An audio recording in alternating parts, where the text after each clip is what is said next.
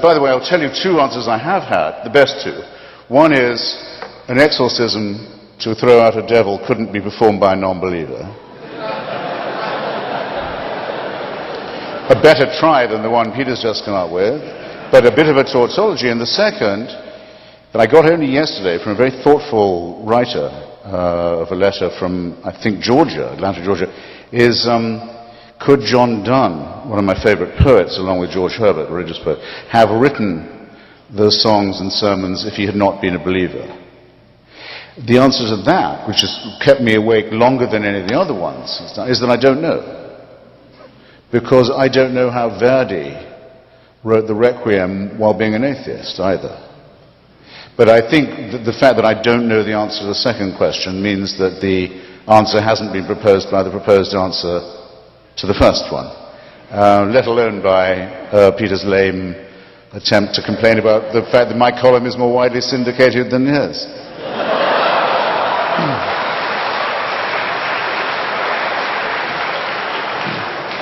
Peter, did you want to respond? Sorry, more widely and promiscuously syndicated than.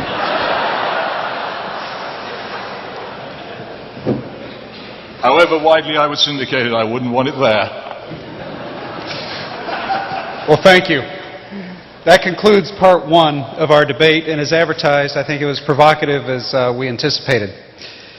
Part two gives you, the audience, the chance to put questions to the brothers. I think they're doing a good job putting questions to each other, but why don't we mix it up a little bit? And if you'll come to the microphones at the end of each aisle, there's also, I believe, a microphone upstairs, although I do not... Okay, it's back in this corner over here. If you would please take your place at the microphone, and let's go ahead and start since we have a queue over here. Let's go ahead and start with you. Yes, ma'am. Professor. Hello. Hello. Hello? Okay. We can hear you. Professor Hitchens, can you... Dr. Hitchens. I heard you correct someone in a previous talk and tell them... Thank you, ma'am. Yeah. Can you speak on what you see as the relationship between self-interest, enlightened self-interest, and morality? And? Morality. The lady, in case it wasn't audible to all, the lady asks if I will comment on the relationship between enlightened self-interest and morality. My line is not that taken by, for example, Ayn Rand, that selfishness is a virtue on its own. I don't believe in the abnegation of the personality. I don't believe in the horrible Christian idea of masochism, modesty, self-sacrifice, self-hatred, the endless confessions of sin and worthlessness, any more than I believe in the equally vile Quranic idea that we're made not out of dust but out of clots of blood by a celestial dictator. But I think that probably we are innately selfish enough to begin with, because of the process of evolution by natural selection, that we don't need additionally to cultivate our own selfishness. And that the trick, the clue, and the odd thing, and the thing that comes to people strangely naturally is this. They understand about human solidarity. I'll just give you two examples, one from each testament. The ancient Jewish people, of course, never went to Sinai and never were in Egypt and never wandered in the desert, and all of that is completely, as everyone now knows from archaeological evidence, none of that ever occurred. But the idea that our Jewish ancestors got as far as Mount Sinai under the impression that rape, murder, theft and perjury were okay, and only when told by tablets that they weren't all right, felt the penny drop or the shekel drop, is, of course, an insult to our decency and our integrity.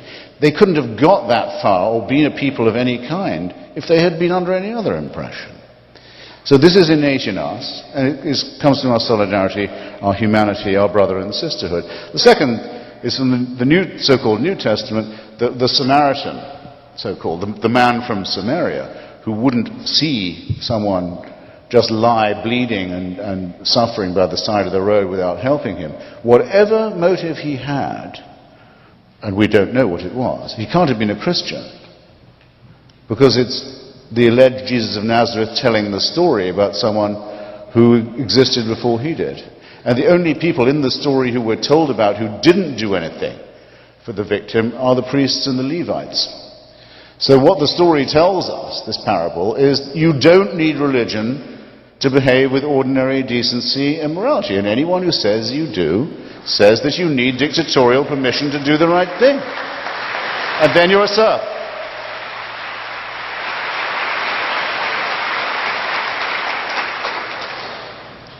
It's in my interest that people don't suffer. I don't want someone bleeding to death from AIDS on my doorstep. Not just for their sake, for mine I don't want that. Oscar Wilde in The Soul of Man Under Socialism puts it very beautifully. He says socialism would free us from the awful necessity of living for others.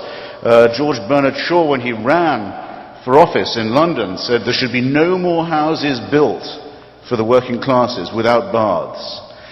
And it was objected to him by the Tories and the Conservatives. They said, why give them baths? The poor are so ignorant and stupid, they won't even know how to use them. They'll keep coal in them. They don't deserve baths. You're wasting your compassion on them. He said, I don't want them to have a bath for their sake. I want them to have a bath for my sake.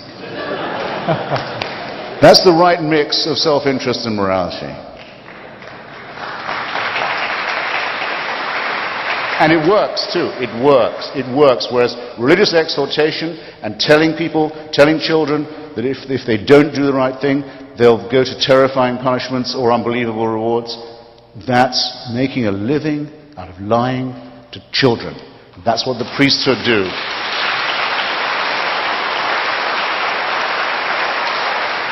And if all they did was lie to the children, it would be bad enough. But they rape them and torture them and then hope we'll call it abuse. No, the priesthood must get out of the way for this argument to become grown up.